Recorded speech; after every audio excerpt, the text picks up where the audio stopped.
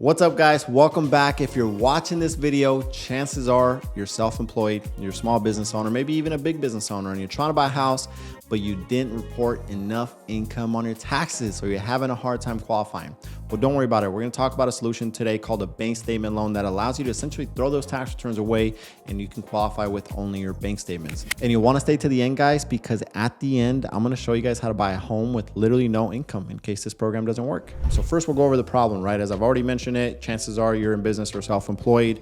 And when you're qualifying for a mortgage, banks and lenders are traditionally, when you're looking to qualify for a conventional FHA financing, they're going to look at your last 2 years of tax returns. And when you're self-employed, you have expenses. And when you have expenses are something that are tax deductible. You can write them off on your taxes to reduce your total tax liability and reduce the amount that you have to pay on taxes because, again, you have expenses, right? But lenders look at the bottom line, which is your net profit or income when determining how much you're going to be able to go and qualify for. So a lot of times I see, business owners that come and apply with me and, they think they, make 6, 7, 8, 900,000 a year, $1 million a year, what have you, but that's their gross sales or gross revenue. They're not accounting for, everything that they wrote off at the end of the year with their accountant because, again, they want to pay less in taxes. And so when I look at their tax returns, that bottom line number is a lot less. And unfortunately, sometimes they don't qualify for enough with that. But the thing is that the income is there, right? They're just writing it off on their tax returns. And a lot of the times we can show their bank statements to be able to get around that, right? So that's what this program is going to go ahead and help you do. If you are pursuing conventional or FHA financing and you're not reporting enough income on your taxes, this could mean that you either have to report all of your income, which could mean that your home purchase is going to be delayed by 1 to 2 years. And that can also be costly, right? If you report more income on your taxes, your tax liability is going to be that much higher, which means you have to pay a lot more out of pocket, right? So you can decide whether it makes sense to wait 1 to 2 years and then pay a heavy tax bill, or if you absolutely, for whatever reason, need to buy now, a bank statement loan program is a solution that could work for you. So how does it work? So the bank will look at your last 12 to 24 months of personal or business bank statements. And why I say personal or business is because some people are, let's say, sole proprietors, right? You have, a housekeeping business, you have a janitorial company, and, you're just self-employed. You don't necessarily have a corporation or LLC established. You're a sole proprietor. And sometimes people only use their personal bank accounts, which is okay. Or if you have a business bank account established, then even better. But they'll allow you to go in, or they'll look at your last 12 to 24 months of bank statements. It's your choice. And sometimes there's better rates for either one, depending on which one you choose and which one might be more convenient for you. And what they're looking for is how much you're depositing in those bank statements on average each month. And how that works is what they'll typically allow you to use as your income is 50% of your deposits. So let's say on average, you deposit $20,000 a month in your business, which would mean that your gross revenue per year is about $240,000 a year or so.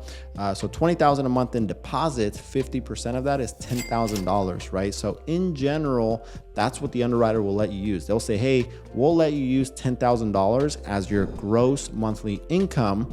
And now they're gonna base their debt to income ratios and how much you might qualify for based on that. Whereas maybe, let's say you were using conventional or FHA financing with your tax returns, you might have only reported $20,000 to $30,000 in net profit, which is like $2,000 to $3,000 a month in income, right? So your income just, shot up when you use the bank statement loan program. Now, in some cases, depending on the type of business that you have, some programs and banks will allow you to use up to 70% of that gross deposit, of that average deposit in your bank statements. And that's usually if you're in a business that has a lot less in expenses, right? You don't have much overhead. Maybe you don't have a ton of employees. You don't have a ton of inventory that you have to go and purchase. So they see that as having less expenses, which means that they'll use a lower expense factor, and meaning that they'll allow you to use more of those deposits. Now, in terms of credit scores, minimum credit scores that are typically going to be required for these programs are 660 or above. There are some banks and lenders that will allow you to go ahead and go below that. But as you know, with any kind of financing, the lower your credit score is going to be, the more expensive it can be. In terms of rates for these programs right now, I've seen it anywhere from high 6s to maybe 8-9%, depending on the scenario. And this can depend on how much you have in down payment, how much your credit score is, what your debt to income ratios are, the occupancy type, whether you're buying this property as your primary or principal residence, if you're buying it as a second home, or if you're buying it as an investment property.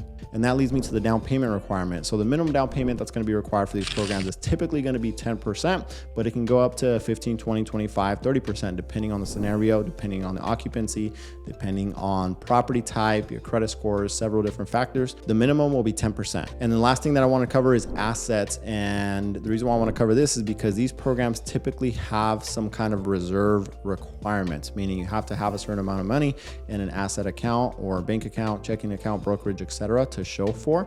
And the reason why is these loans are considered higher risk loans, right? Which is why they have higher interest rates, they have higher down payment requirements.